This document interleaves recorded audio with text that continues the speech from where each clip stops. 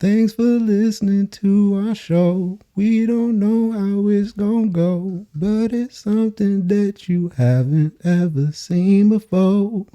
We're two special brothers with rhythm and blessings and love and knowledge and power. Welcome back to R&B Podcast with Russ, with Blake, and another special guest, episode 43. Ooh. Thank God for this opportunity to have another conversation with Mr. Jayson Strayhand. Hey, you rhyming right there. You really got it down. Yeah. Welcome, y'all. Yes, thank you so much for joining us. You know, I had to throw the little rhyme because I know how your mind works. Hey, all day. Jayson is a decorated bodybuilder. We know Go Jacks, went to NAU. Hey, there we go. Now we're starting off right. Okay. Right. And we met in the church, so man of God. Yeah. And a husband.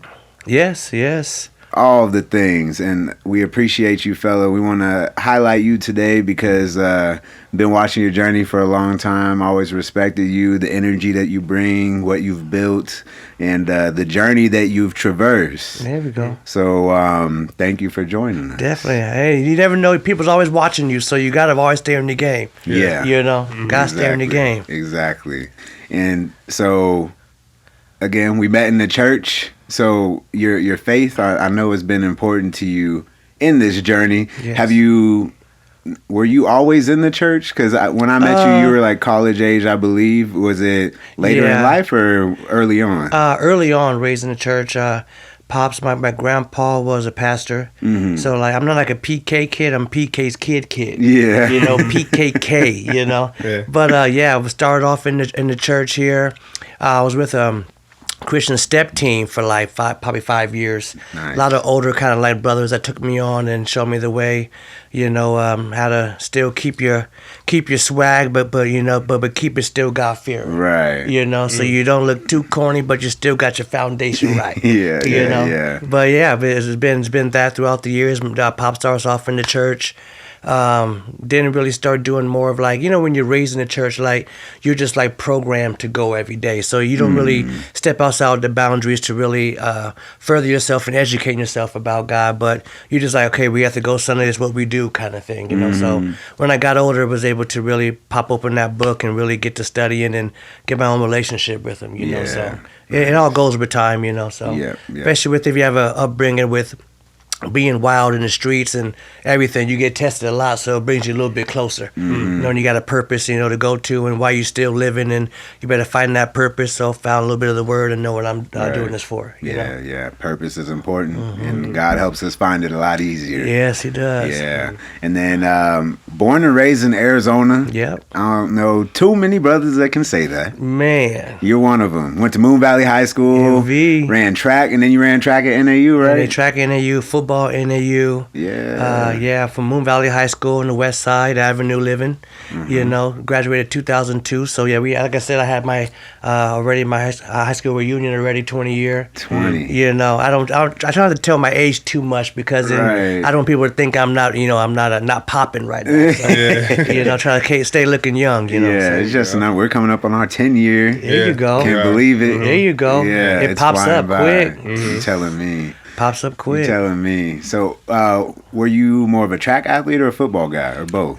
I would say both. I started running club track with the Arizona Cheetahs. Back shout out. Shout out to Arizona Cheetahs. Shout out, Coach Noreen and them. But back when I was like 6, 7 years old, started doing that. I got into Pop Warner probably like around 8th grade.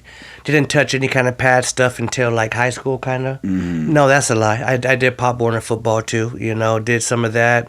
But track was always just like some that like we were just like it was bred into us. My dad is in the Hall of Fame at ASU for the 100-meter 4x1. There we go. So my whole family, you know, speed is what we do. You know, Yeah. speed is what we do. Football, it came with football too. Going on the field and you know, using that speed to my advantage. You know, I was good at football. Just didn't want to. I didn't want to work as hard as I wanted to. I guess I didn't really have the good like kind of like like nurturing to really pursue football and be super great in it, even though I was still good at it. But now looking at everything, like how athletes are, I could have been real great if I wanted to. Yeah. But sometimes it's not your calling, so you just gotta just ride with roll with the punches kind of thing, and just do what gets you that education. Right. So Right. gets you that free education, you just go ahead and do it. Yeah. If you're good at it, just keep on pursuing it. Do enough just to be good. But for track, I did a lot. When it came to like training, trying to put myself excel above the others and all that stuff, too. So it all played a purpose. Did a little bit of basketball. Like I said, I grew up. I was right next to Richard Jefferson. Him and his mom Ruth. But I didn't have that height. We could still dunk, but back then there was no short. There was no short guards. Yeah. There was no Chris Pauls back then. He's like, if you ain't 6 foot, sorry. Especially out here in Arizona, we've always had the high competition. Always, man, always. Yes. Arizona's always have been good at basketball.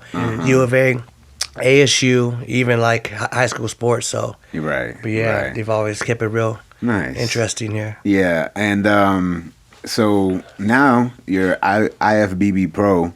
That's a lot different of a training style than track or even football. Definitely. Right? What does IFBB stand for? International Federation of Bodybuilding. Okay. So basically, to become pro, you have to win a regional show, and then every state they have their own like regional champions, basically, and countries too. So you go against people in different countries, and then so you all meet up like twice a year for your category. And whoever has the best body type takes first. They only take one person or maybe 2 people out of 50, 60 people who were the best back in their state. So like the likelihood of our trying to go pro is really, really slim. Almost like being a doctor of fitness kind of thing. So like I was against a lot of great athletes. Some athletes are even further than me in bodybuilding. But at that time, I was good enough to get that pro card. And allows yourself to be able to compete now for money. Right. Not just amateur doing it for like your parents in the crowd or your girlfriend there. Yeah. Now you're doing it for money, and some of these shows pay a lot of money, $100,000, everything. So. Yeah, and that journey wasn't easy. Nah. I know you did a couple shows to Yeah. get that card. How many I've shows done did it take you? More than 40 shows. So like people usually, even like if people know like who Ronnie Coleman is and all them, they probably had about maybe 20, 30 shows. I had more shows than a lot of them big time people just trying to figure it out, Didn't really have a coach, but figured everything out by myself. Being an athlete, I figured like I know something with this, but the sport's totally different, especially with the nutrition part. Yeah. Training part's a little bit different because you have to basically like tone it down a little bit. When it comes to being an athlete, you like to push the lines when it comes to volume, fast twitch training. When it comes to bodybuilding, you do it to an extent, but you also have to focus on the strength building of muscle to look different on stage, So like you got to change your like kind of science up to be able to turn one switch off, one on.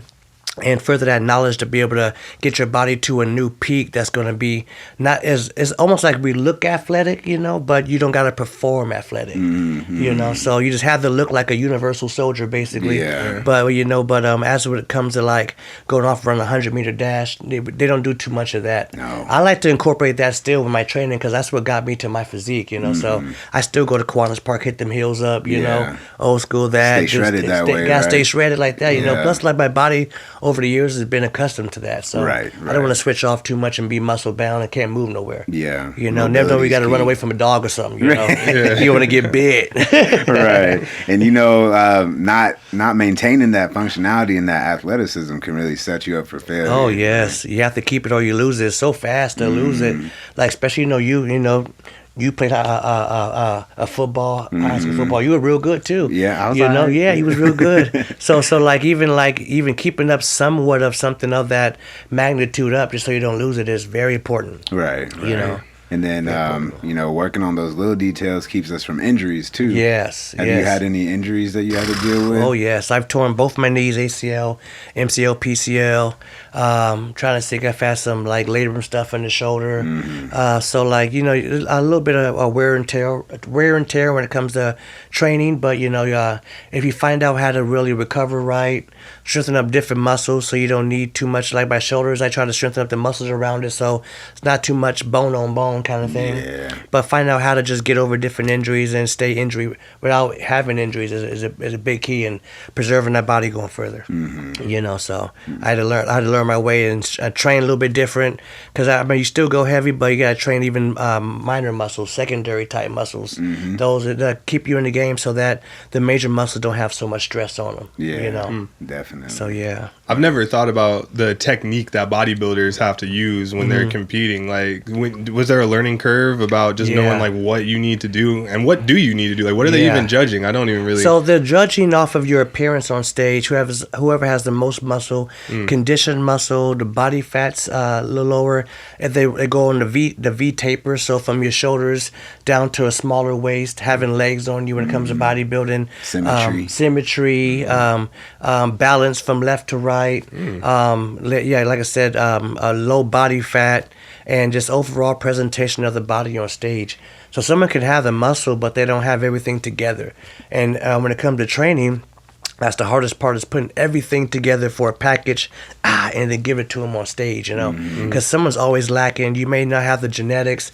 Someone may have the genetics, but they can't pose right. That's another one. You got to be able to pose your muscle right. So you may have it on stage, but don't know what you're doing with the muscle just sitting there, and someone else could outpose you and basically present their body type in a better manner to look better than you for a certain period of time. Wow. You know, so like you gotta. There's a lot that goes in bodybuilding. Yeah. You know, but definitely when it comes to knowing how to structure everything to make it that presentable on stage, is like, that's a learning curve I had to learn too. You know, so because I mean, when it comes to being an athlete, I mean, you're not really looking at what muscles you have, as long as you have the muscles you need to be good in that skilled position. So now you having to have every muscle group at its top potential, muscle-wise, roundness, condition, cutness, and then be able to present that where nothing is looking out of place.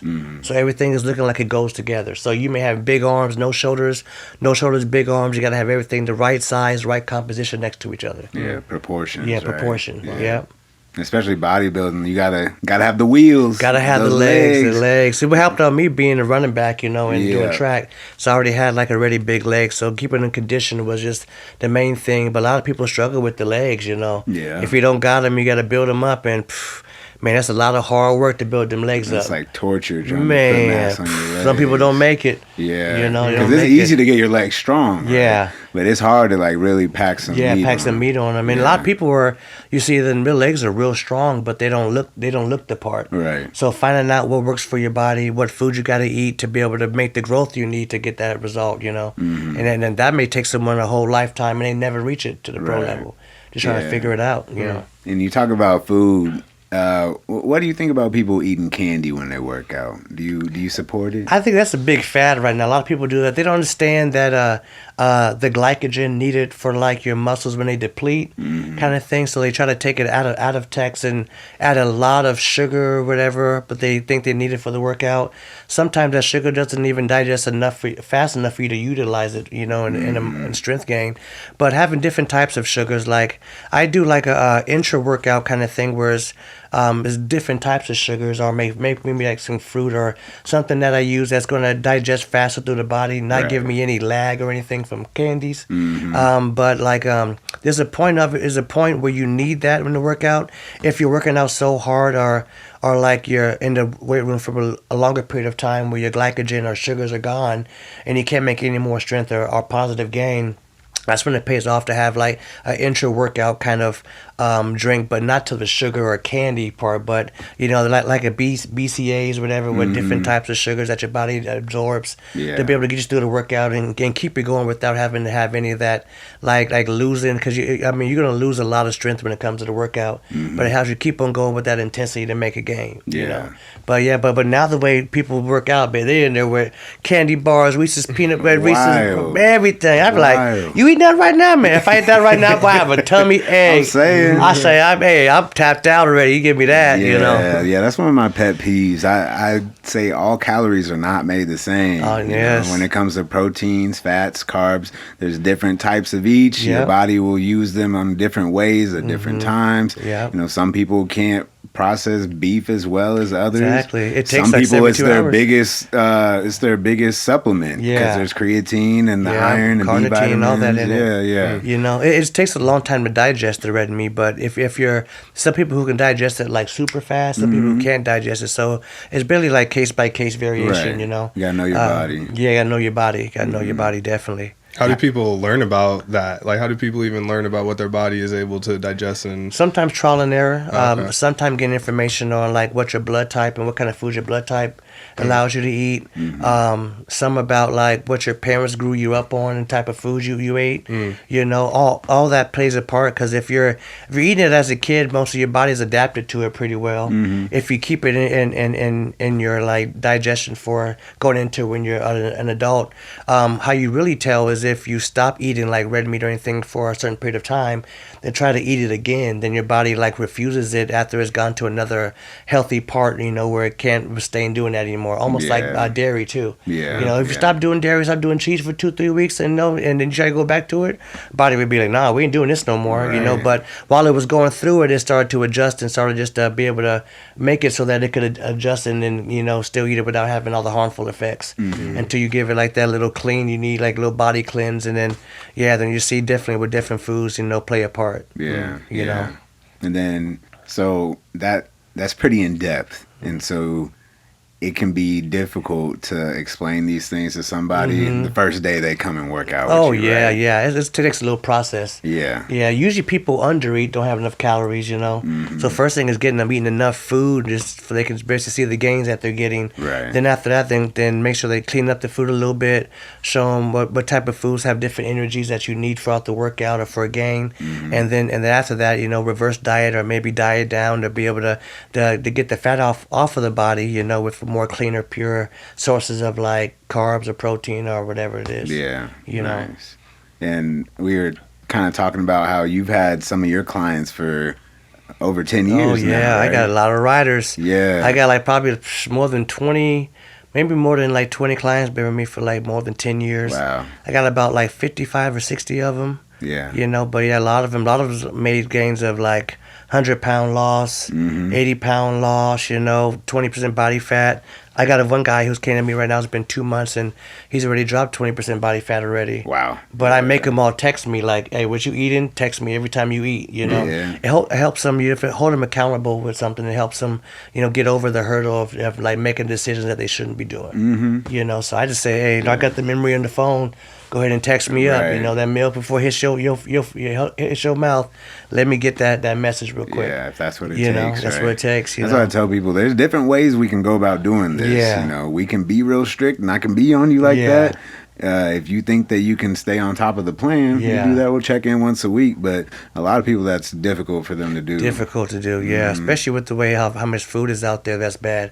I mean, the commercials are saturated food, trying to kill you off, and like they look so succulent. The meat dripping, they make it look great. Man, the cheese be falling off these commercials. Like I don't even like cheese, but man, that cheese is bomb. Right. You know, but yeah, it's made, especially during COVID. You see during COVID how much food commercials there were with just the burgers and everything. Like everyone's sitting at home all day, can't move nowhere, but just eating. You know, and get it hand delivered right to you. Right, delivered right to you. You got to move from the couch. You know, deliver the alcohol too. Man, alcohol right there. Alcohol deliveries, kill you off right there. Coughing in the house. Right. Right. No, for real though. The house coughing, you know. I was talking about the marketing and stuff. You know, we don't see many banana commercials, right? No.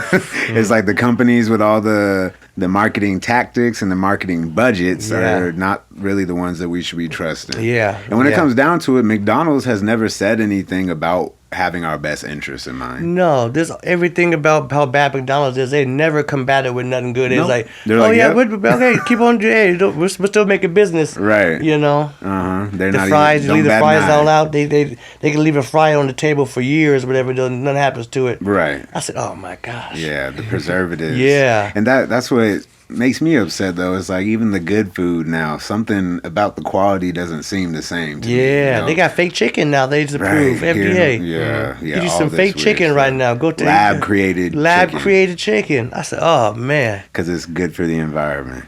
Okay, tear your stomach up. Oh, and then Bill Gates is putting something on the crops to make them last longer. Apparently, but it's like this sugar coating that doesn't have nutritional influence, but it's like, so what does it do though? You know, there's all these questions when you start introducing chemicals and things that are man-made and try to mess with nature. Yeah, and it's almost like back in the Bible days when they killed off the livestock for the famine. They're using all that. It's like everything's repeating. Yeah, that's the way you change America, change our livestock and our agriculture and everything. Right, we done. Right. You know, because go from the source. We'll keep eating the food. We keep eating it. You know, we gotta eat. So unless you got your own land growing your own food, you know. Yeah. Which is the goal one day, but for right now, we got to rely on sprouts. Right? What are kind of the more like simple food choices that you like will tell people that come work with you early on to go pick up? Yeah, I have a little grocery list for them when they go to Sprouts too. I like 93 or 97% lean ground turkey. Do the chicken. I love sea bass. Sometimes tilapia if you're looking at getting like a low fat kind of meal plan. I love the salmons. I love like a lot. I'm starting to love a lot of fish now. When it comes to red meat, I do steaks like off and on, like maybe on a hard leg day, something like that. But I usually try to keep it more ground, so it's easy to digest for my body. Chicken breast I usually do, not too much chicken thigh because the fats. You know, I don't feel like being there doing cardio all day, so I just try to do more lean if I can. But the ground turkey is real good because it's really hard for them to really get any kind of chemicals into the ground turkey. So it seemed to be a real good source throughout the years. I mean, the salmon, even though they farm raise them in different conditions, it's not really too much of what's going to stray you away from your goals. Yeah. You know, but like I do a lot of lean good food. You know, when it comes to my steaks and chicken, I go to a place called Frenchie's in Scottsdale down the street for Frenchie's Meat Market. But everything is, you know, farm raised, grain right there, everything, you know.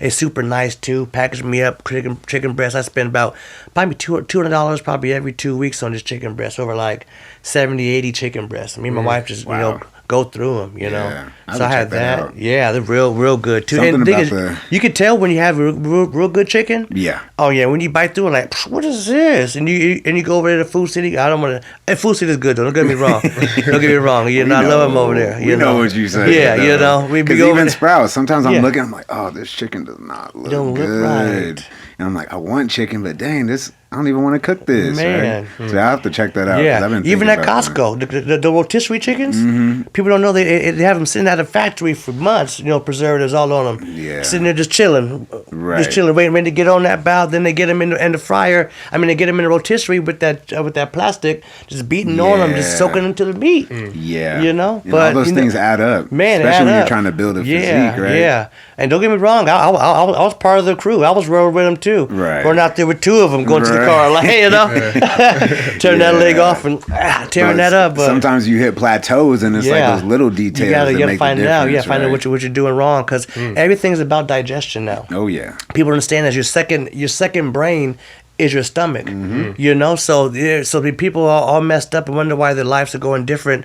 But then, you know, they're out of weight. I mean, out of shape and everything. But as soon as you start getting that digestion different, I mean, it feels like the whole body changes. You know, I mean, you feel good, but better decisions. I mean, everything happens because we're starting to figure out like a lot of the stuff that the government does or whatever. Don't say the government, anybody, bad food. But what they do is they try to change you up with your food, and they try to change you up with your lifestyle. Yep. And if they can get you with that, they got you no matter what, because you can go out there and try to act like everything's going good, but then you start feeling bad for some reason. You're wondering, why am I feeling like this? You don't even know, but everything is about you, what you digest, you put in your body. You know, just like that bad chicken, they could put you with a chicken with some hormones, and now your body is totally different. Now you feel like you're transforming. Like, what am I doing? What am I thinking this for? Right. You know.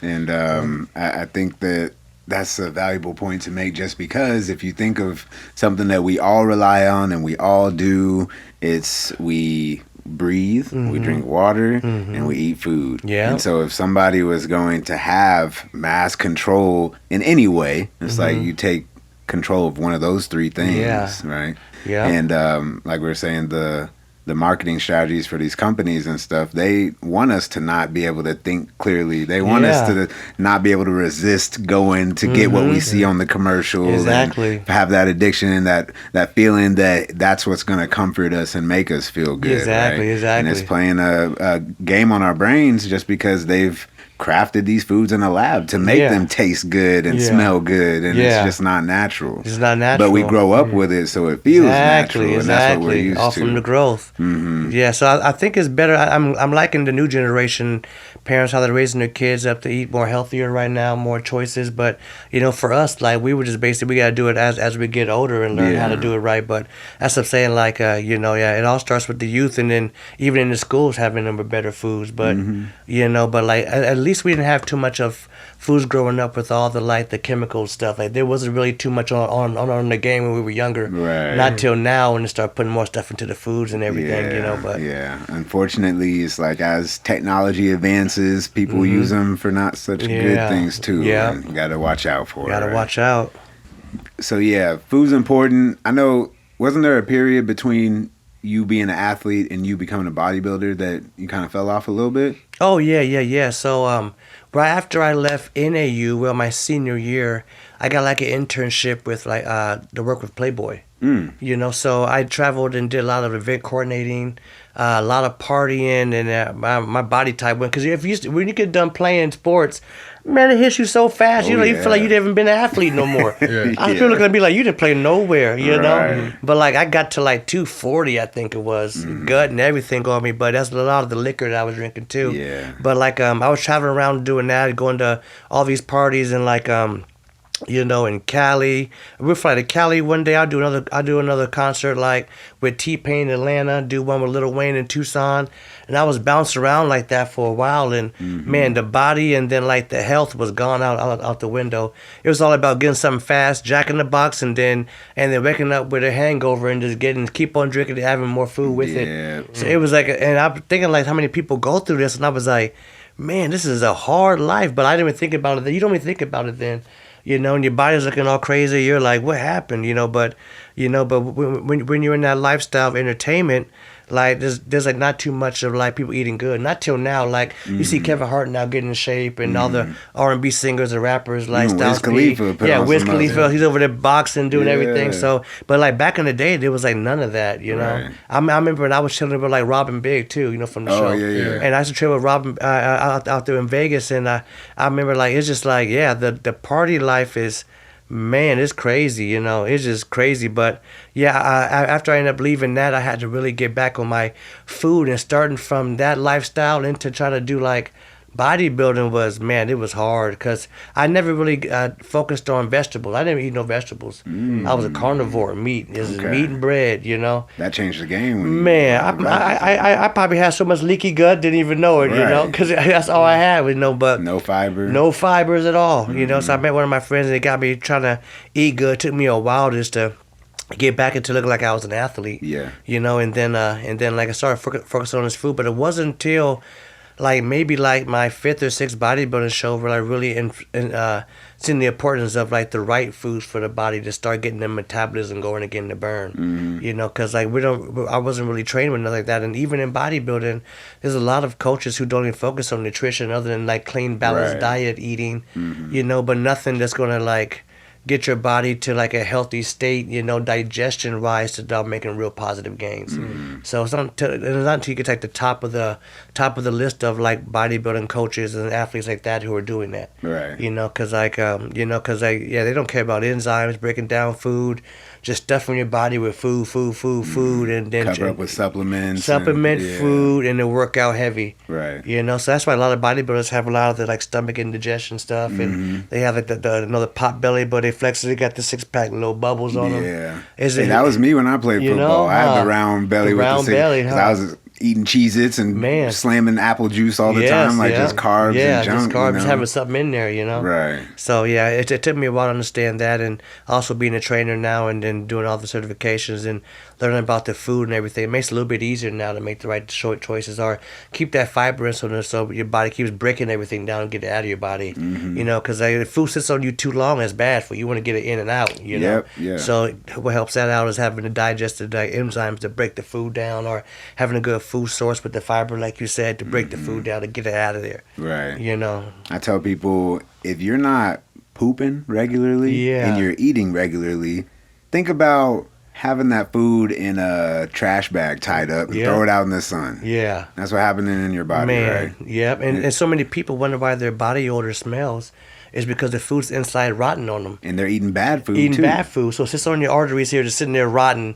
You know, then when they sweat, it smells like that boo-boo. You're like, who boo-boo? That's your sweat, bro. We all know that person at the gym, everyone too. has that person, you know. Yeah. You know, it's just bad, but like, it's just like, we don't really know about that. And yeah, so I mean, that was a big indication to me when I found out, like, the food sits on you this and then not getting broken down. I was like, oh man, how many people has been doing this? You know, It's everyone usually. All of a sudden, your skin clears up, you think clear, you're happier, and your joints don't hurt as much, and you're not I mean, the gut microbiome. If you've never heard that phrase before, you need to look it up, look into it, because all the way down from the probiotics, our healthy gut bacteria. You know, we have the meats with the hormones and also antibiotics. Some of the antibiotics in these foods are killing our gut microbiome, and then we can't even digest things properly, and people aren't taking probiotics, or they're not eating fermented foods like Greek yogurt and kefir, those things that can kind of restore those levels. And it really is complicated. It can be. So I just, invite people to do the research on your own, but also find someone that you can trust over a period of time that can give you these seeds, because as you plant them, they'll all grow and then it becomes your routine. But when it comes down to it, it can be hard getting back on track, especially when we're so conditioned and trained to think basically the opposite of what's actually going to be good for us. And then people get to starving themselves to make a gain, and that's even worse. So it's just the eating part's I told everyone, working out part's the easy part. Going to the gym, getting some weights up, doing something, but that food digestion or knowing what to eat, that's what everyone struggles with. You know, everyone struggles with. And like the thing is, if you're eating bad, it's hard for your body to burn your own body fat when it's still struggling to burn the last meal. Right. You know, so you got to make sure that you have something that's going to give you nutrients you need, get out of there and allow your body to keep burning what you have on you, so you can start making some positive gain and start checking out some of that body fat down, you know. Have you had any clients that are on a weight loss drug? A lot of them try to do it, but you know, I try to tell them, you know, the advantages and try to get them on the education of food and digestion and all that stuff first, and tell them, you know, because a lot of the drugs you take, it may work for a little bit, but then but then the weight comes back, right? Or like what it does, it burns you out so much where like your whole digestion and system doesn't even work properly no more, you know. So like, but that's America. We all want that fast drug. We want one pill to be able to get us to that Kim K booty or get us with the you know, just the rock abs, you know. So but you know, you gotta have that little bit of work done, and one day they might have it. I mean, the way that they're trying at it, I guess, got it down, but I've been trying to figure out how I'm going to navigate that as far as educating people on nutrition when they're on these weight loss drugs and their appetite suppressed, and they're like, well, I'm losing the weight without, you know, eating properly. You know, the shot's helping, but when it comes down to it, their metabolism is actually decreased. They're losing weight because they're starving themselves, so they're losing muscle mass, and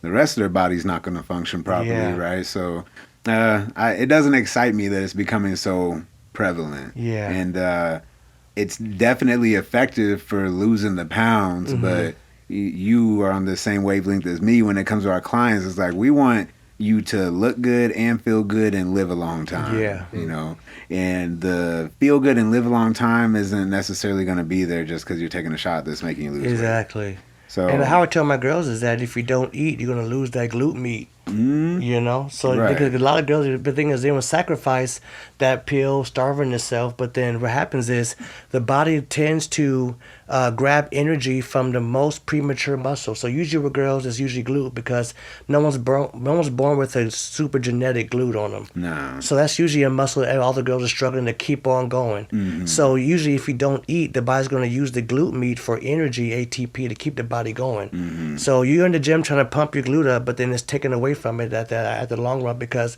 you're going to the workout with no fuel, no energy. You know, same with guys, and they wonder why their legs are small, because you're trying to deplete right here. You're trying to get your upper body good, but and trying to not eat, but then now the legs that you tried to build up, they ain't gonna be there, because there's nothing that you need energy to build up the muscles. You know, so you need food. That's a food plays a very vital role in keeping you so that you have fuel to be able to do something with, you know. Right. And then I don't think a lot of people realize, you see a lot of people putting in work on their biceps and, pushing it on chest, right? When it comes to building your legs, you got to put that same effort in. That's that same effort. People don't realize what it feels like. I think they're scared about that pain barrier. Yeah. Because like when your These legs are big burn, muscles. yeah, it's a big muscle. Right. So when legs burn, people get scared. Like, oh my gosh, what's going on? Like, I think I've had enough today. You did one rep. You did one set. But they can burn through the arms, but when it comes to them legs, it's like a whole different beast. And they'll be like, this is really heavy. I'm like, yeah, it is. And you can still hit 12 reps. Yeah. And with the tempo? Yeah. Ooh. I tell them this. It's not heavy.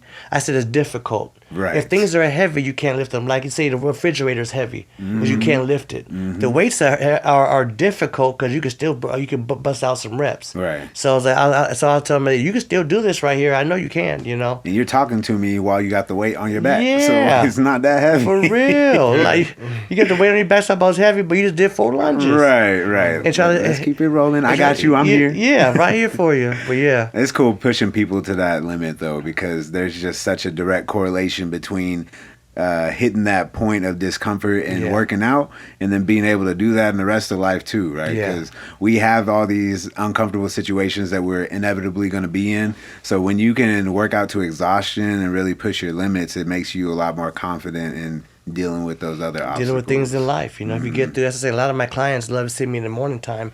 They feel that if they see me in the morning, they can really conquer anything else in life. Set them up for a good day. Yeah, because I beat them up in the morning time, so they got through a hard workout. Now everything else after that's going to be easy. Right. But like, and it feels like I train a lot of women too, so it gives them a little bit of confidence going into their day. Talking to guys or talking to their boss or doing this, they feel a little bit more confident when it comes to doing things. Yeah. So like a lot of them, they don't want to not see me in the morning. Like as I say, a lot of trainers have a problem with like having people cancel on them or doing all that. Like I don't got no contracts.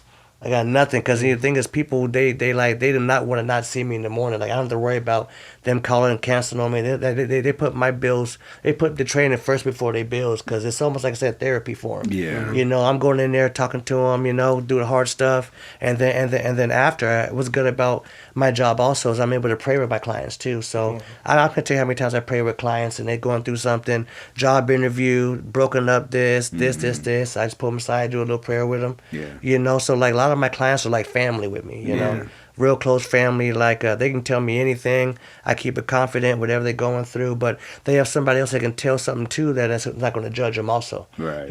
So like they love coming in talking to me, and like as I was saying, like it's like a good family, like for people who I train with. And it's different when these people recognize that you have their best interests at hand, right? You just want them to succeed professionally and personally, and also hit their goals in the gym. And once they realize that effort in the gym can lead into all those other things getting taken care of too, then it becomes special, right? Exactly. Yeah, and that comes with time. And you got to build those relationships and you yourself be vulnerable and make sure that they're in a space where they can really trust you. Yeah. I think any job where you have the opportunity to pray with people and have that kind of connection is it's hard to explain the difference between that and having a normal desk job. Yes. Because that spiritual connection is, I'll say celestial. It's celestial. Like you have that awareness and the opportunity to be present with somebody else and really just be in that moment and have that level of connection. I get to do that with some of my patients in the hospital. I get excited when my patients talk to me about God, and they're like, oh, I just hope God does this, or I've just been praying so much, and I'm like, oh, yes. Let's pray together. Like, I'm glad you broke that, because I don't want to ever force my beliefs upon someone. Exactly. So once that door is open, I go ahead and walk through, right? Yeah, because especially with corporate jobs, you can't even do that. So corporate jobs, Right. You can look down upon it. So people like us that, are self-employed, or even me in the hospital setting, just being somewhere where that spiritual connection is a little more tolerated or accepted, it's a blessing that I think a lot of people overlook. And I've worked with people that don't have those beliefs, and they tend to have issues that I don't run into because they can't connect with that person. And then it's like I come in and all I have to know is that they believe in God. And I don't need to tell them things. I can let them know what God wants for them, right? It's like reassurance for them. Mm-hmm. And so something they got to hear that you may be the message they needed, that they got to hear just to get, through a hard time or a disease or a health concern or something else, Yeah. So. And that's one area that we never have to go back and forth on or argue, right? Because all I do is let them express their belief of God and then remind them that because they believe that, they're capable of overcoming this situation. We can do all things. Yeah. And we learned that from Pastor Brown. Got to give a shout out to Pastor Browning because married both of us. Yes. And you see, it's stuck. It's good because we've both been still married, doing good, families and everything. Right, going strong. Yeah. And almost every guest that we have on, we mention kind of the importance of coaching and mentorship. Yes. And then it's easy to relate to somebody that's been an athlete and how important that is in the journey. Yes.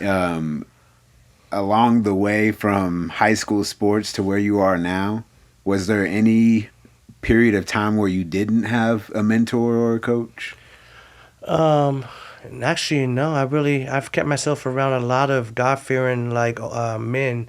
So it's like some of my homeboys. Like I'm not the youngest in my group.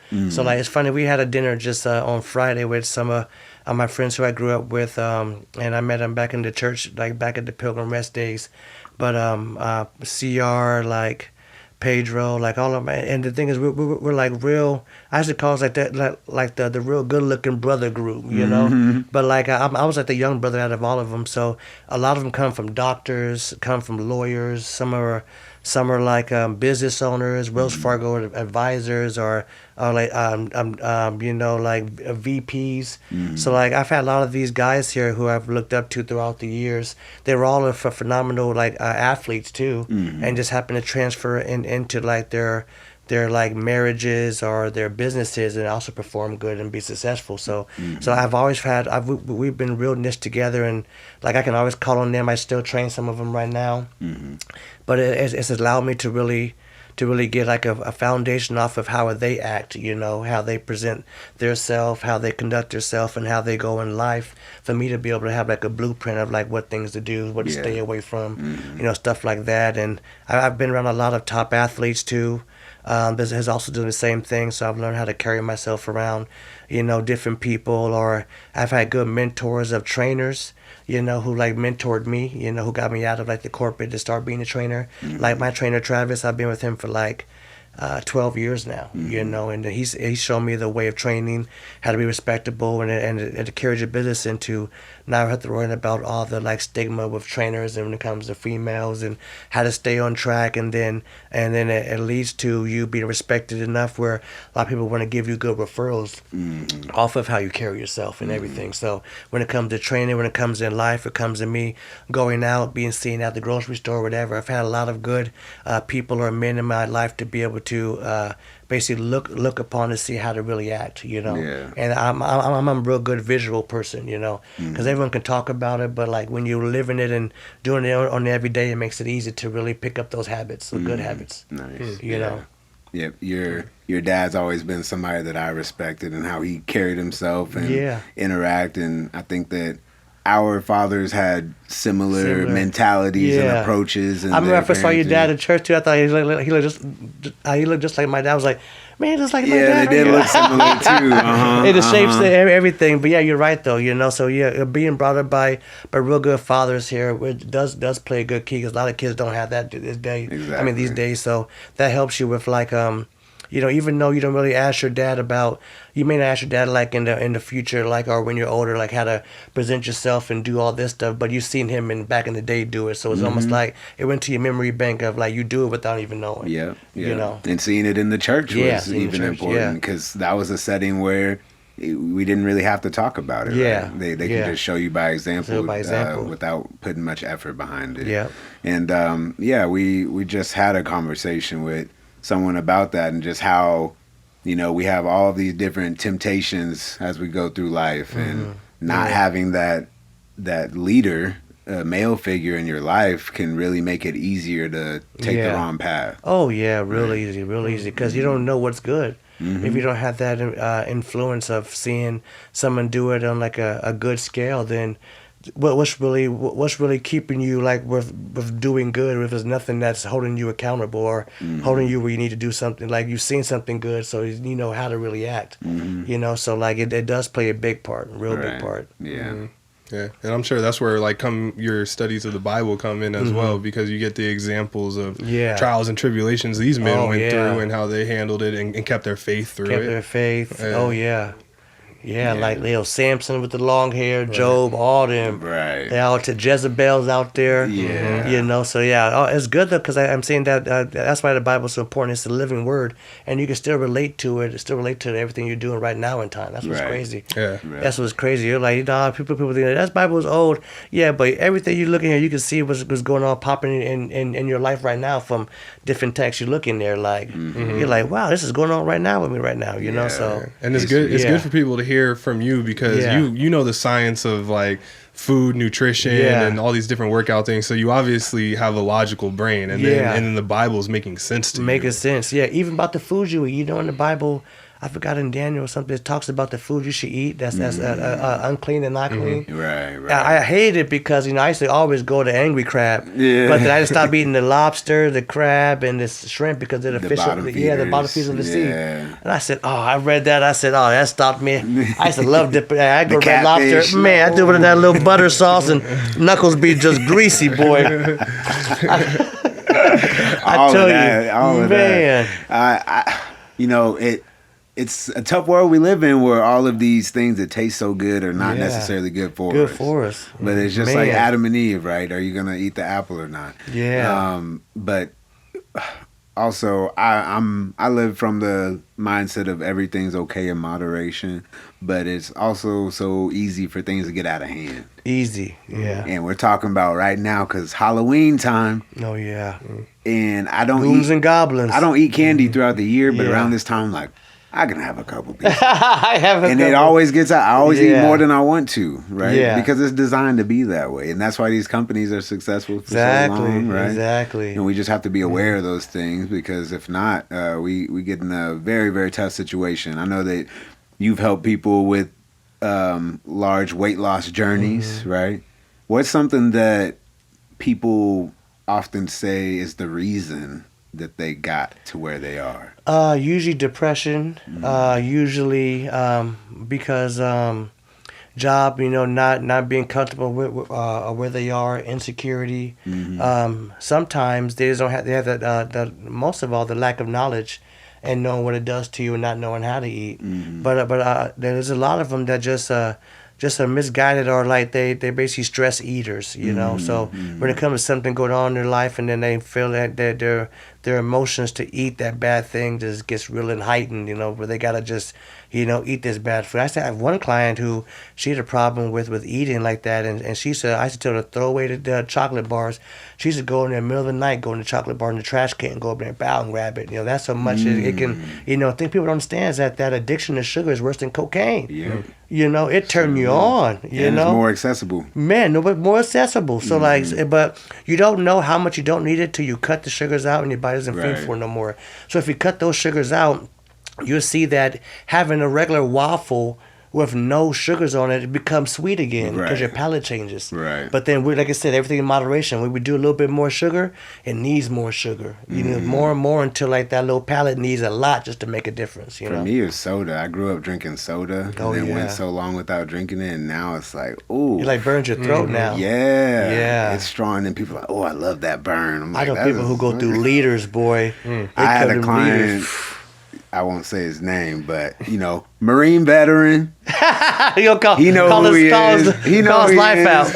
But 6-pack of Coke daily. Whoa! And he's a muscular dude. Yeah. He works out like twice a day, and he drinks his water and eats pretty clean. But it's like the soda. He can't get off the Coca-Cola. Man. And he knows that it's an addiction, right? Yeah. And it's not just the Coca-Cola, but not just the sugar, but the combination of all those ingredients, right? And that's the thing I've always said. The simpler the ingredient profile, the better it is for you. These processed foods. Yeah. Even I was talking to someone about Beyond Meat, you know. Oh, yeah. If it's an ethical reason and you don't eat animals because you don't think that's right, then cool. But if you're doing it for health purposes, I don't really think that stuff's all that healthy, you know, because there's just so much added into it. And you got to think about the process that it's going through. If you were to extract all of those things and you just ate the soybean or you just ate whatever additive is in there, but all together into one, your belly's not going to like that. It doesn't know how to react to it. Doesn't know how to react to it. Doesn't know how to react to it. And so the simplicity, even when it comes down to supplements, right? Yeah. I try not to get proprietary blends or things with this laundry list of things. You know, I had to break them them down myself. I break them down myself. I can get my creatine here. I can take my carnitine there.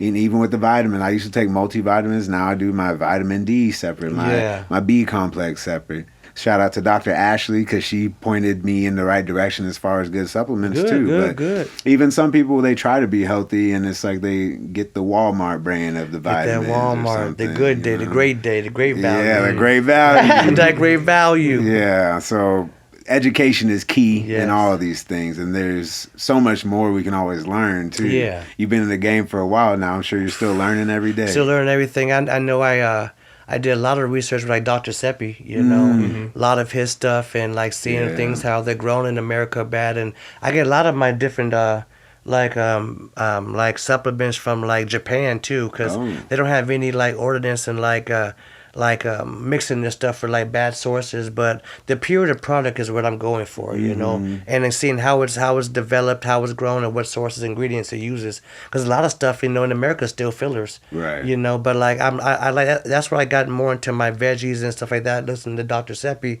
and showing like even like people don't understand is like broccoli is a man-made vegetable. You know, there's sulfuric acid on it. That's why people get so much indigestion and stuff in the stomach, because you got to see what the vegetable types are from, whether they came from, like, I mean, that came from the rest of civilization back in the day when Christopher Columbus and them came over. Just like certain things like with the wheat breads, or like even like red tomatoes give you like you know, the leaky gut, you know. But there's a lot of things that we know that are good, but you just got to keep on. It's like you got an ongoing research on all your foods till you die, basically, right? Because we've been programmed to think one thing, so you got to keep on just researching just to get, you know, the truth from it, or find out what just basically like what works for your body, basically, you know. Right. Just real quick, I want to ask you, because IFBB Pro bodybuilder, all of the pro bodybuilders that I know have been men of God, and they're very faithful and open about their relationship with God, and it's like having the faith in that process of building your body to that level, and knowing that you're gonna have those long days where you're by yourself in that gym and you're not feeling right when you're cutting the weight and all of that. It takes a high level of faith, I think, to really be able to engage in that long term and be successful. Yes. Have you come across any bodybuilders that is like an atheist? I know there's probably a lot out there, because doing this sport, that's one thing that sucks about bodybuilding. It's a real I sport, really me sport. So you really lose track of people, your family, and focus on yourself a lot.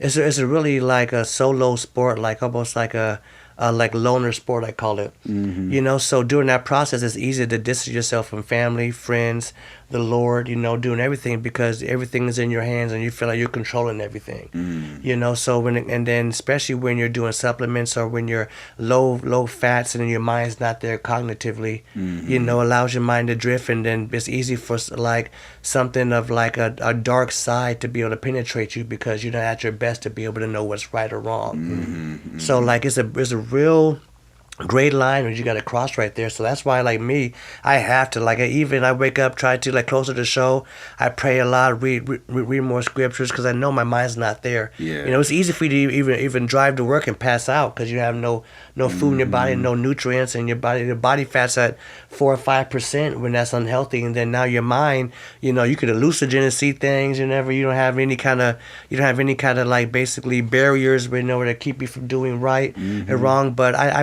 definitely definitely know a lot of bodybuilders who definitely cross the line, because a lot when it comes to the weight room or that type is a lot of like self, like, what do you call, like, with someone just really into themselves. Yeah. You know, so it's easy for someone just to be able to like put themselves above people, maybe be not so caring for someone else who may be like, it was just say like you may not open the door no more for somebody, like a woman coming in or an older lady, because you're focused on running the store, getting your food for the next meal, and forgetting, I got to be a gentleman. I got to do this, still. So that's definitely, especially with these, when it comes to getting close to a show and the amount of weight you got to pound, and, go to that dark, almost like, like animal kind of thing. So, you just like, it's almost like an inner body experience, where some guys are just so much caught up in like that animal part of bodybuilding, the hard, just, kind of stuff like that. And then and it comes off on their marriages, comes off on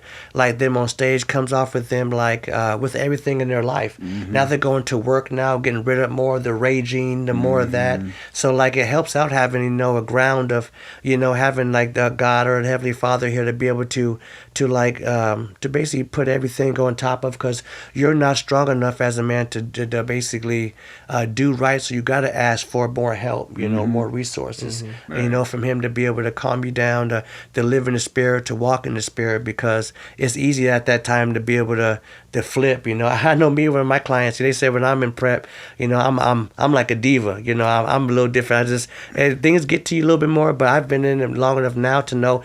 And my clients be like, Jayson, you tripping? I was like, am I tripping? And they're like, yeah, you're tripping right now. I was like, okay, I'm sorry. Right. Because you don't really know what's going on, or like when you're just real antsy about things and they get to you faster. Yeah. So definitely I see this sport can do that to you, because you're manipulating your body to look a certain way that's not healthy, really. Even though you look good, your body can't perform the right way because you don't have enough food in your body, or your body's low, body fat's so low, where like someone else is at the wheel. Right. Basically, someone else is at the wheel. You're just hoping that whoever's at the wheel doesn't hit nobody. Right. Make sure you got a claim number. Because somebody's gonna get hurt. Somebody's gonna get hurt. And I'm glad you say that though, because I think a lot of bodybuilders are afraid to admit that. It's like the physique that we're looking for is not necessarily the pinnacle of health. It's the pinnacle of appearance. Yeah. Right. Yeah. And it's not. You can't maintain it year round, right? And then so people on social media that they do their photo shoot, big, man. They have their 500 pictures that they get within this 2-week frame when they're super shredded. Post them all year, all through the year. Right? So you think that thing in shape, and a lot of people don't know that's what's happening, right? Yep. And it's smart because it helps with their business, right? And it helps with their image, and that you can get a good following that way. And we understand how it works, but at the same time, it gives a lot of people unrealistic expectations, especially these younger people. Yeah. And you see how a lot of these younger guys now getting into the SARMs and pro hormones and all that stuff. And it shocks my mind to see some of what the people is taking these young dudes. And that's not how it was when we were in high school. No, I mean, you may have a dude in your school that may have been like a swole. He's probably doing like a pro hormone. Right. He found like at One Stop Nutrition that wasn't banned yet, or a hard creatine. Now these kids are running stuff that I'm like, bro, you're gonna stop all your growth. For life. Your test, this, and then some of them have a lot of like androgen stuff that's making your mind crazy. Yeah. And they don't understand it. But suddenly, when the kid right now dealing with having to get their body to an image because of Instagram, and then now taking a supplement, that's why a lot of the suicide deaths are happening right now. Yeah. Those kids they're getting a false hope of what they're seeing on like Instagram. They think they're subordinate. Like everybody else looks like this and I don't. It's like, no, that's not what it is. Man. And the other thing is like these kids putting on muscle just to look good. Back when we were in school, athletes were working out and getting now there's kids that just work out because they want to look good on Instagram. Right? Yeah, we didn't have the Instagram too much of that. It was just starting out. Facebook was starting out. MySpace it was more MySpace. Right. So people just put normal pictures of them maybe going out with their friends, or a normal like side profile picture, it wasn't flexing. It wasn't no flexing. And then now this, but now you go to the gym now, every kid got a camera up. Right. They're recording themselves, social, and then blogging, and like you can tell like this here. That's why I told people like how the world's changing. Back in the day, you saw a lot of commercials advertising colleges, Stanford University, this. You don't see none of those no more. Now it's about self-improvement, blogs about this, and self-image this, and self-employed, do your own thing. Yeah. But like the whole thing about going to college, get a good degree, working for a company, working up the ladder to be, so that's gone. It's not being gone, huh? You see a lot of that back in the day. Yeah. Carrington College, Stanford, this has a program about this, radiology degree, this. That is interesting. Yeah, and again, where the money goes and who has the most marketing is often not who you should be listening to, especially in this day and age, just because anybody can make a commercial. Yeah. Anybody can put up a YouTube ad, Facebook ad or something, right? And you can pay as much money as you want so everybody sees it. Yeah. And then if enough people click on it, all of a sudden you're credible. Exactly. And then it can take a whole lot of people getting manipulated and miseducated before that person gets exposed. Yeah. And then there's already so much damage done. Because then all those people are spreading the same message. Yes. And stuff just spreads so quickly that it can be very dangerous. Yeah. I've been trying to get into TikTok just because I want to understand. I have a lot of clients that ask me things like, does this nutrient timing make sense? I saw it on TikTok. Oh my gosh. Is this workout good? I saw it on TikTok. And it's hard for me to understand, like, okay, you saw it on... To me, it's the same as if I saw something on Instagram or Facebook. I don't understand why TikTok has become so credible all of a sudden. You could be a TikTok trainer and make more than a trainer who's got a PhD in training for years. Yeah. It doesn't matter no more. Like, even TikTok doctors. Yeah. You got TikTok doctors, all of It's them. just, I guess it's because they go off of status now. Status and value on Instagram or like TikTok. People are going to refer to you more than somebody else who actually has the science behind it to back it up. Yeah. Because I guess it's crazy now. But I get a lot of that with my clients. You see, I saw this on TikTok. Can we do this workout here? Well, why don't you do that TikTok workout on your own? Okay, you come here and do my workout. Right. You know, you already saw to do it. I don't need to set that up. The book. You do that on TikTok. That's all for just the hype. Right. That is all it is hype. And that's good to remember because there's a lot of distractions out there, y'all. But when it comes down to it, the numbers don't lie. Check the scoreboard. Yeah. Mr. Strayhand over here has definitely put up the numbers as far as his experience, how many shows he's done, how many times he's looked through the Word of God, how many times he's called upon his discipline, and it's years and years of it. You know, even me, over 10 years training, 10 years. And I've had times where I'm like, man, I feel really good. I look really good, and it's so easy to fall off. It's so easy. So easy. Way easier to fall happens. off. Priorities, life, time, everything happens. So like it's hard to maintain and keep it, that discipline. Like I said, over the years, and keep doing something is to keep yourself on track. Having the routine is the key, Yeah. right? You really make it a lifestyle, and that's how it becomes something that you can maintain over time.